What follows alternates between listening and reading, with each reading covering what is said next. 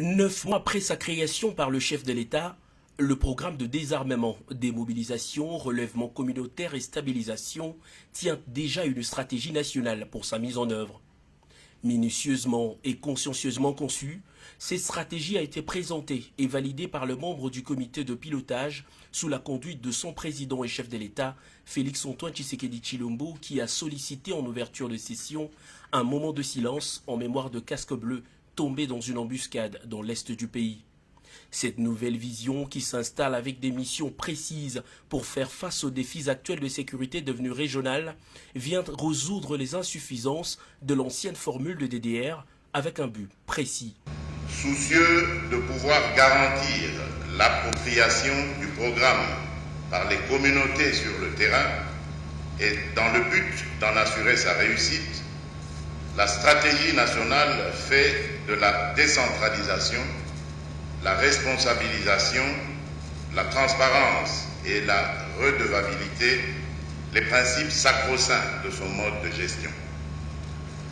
Le choix de ces principes répond, outre à la devise de travail du PDDRCS, à savoir pour la communauté, avec la communauté, dans la communauté et par la communauté.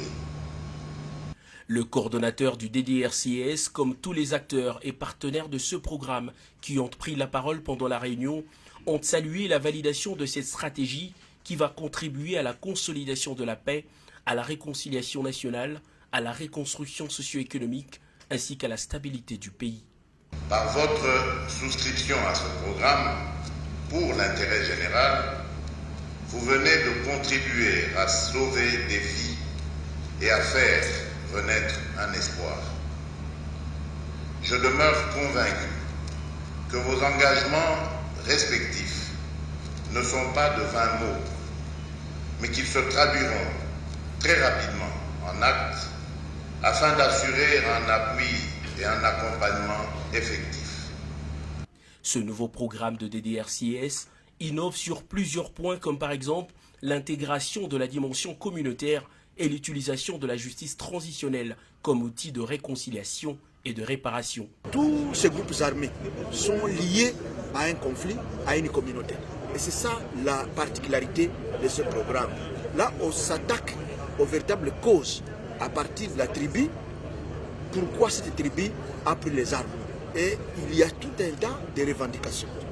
Soit des revendications foncières, soit des conflits coutumiers, soit des conflits de succession. Et quand on se révolte, la première chose, c'est rentrer dans la brousse, prendre les armes. Maintenant là, nous nous attaquons à ce conflit-là et nous cherchons des solutions.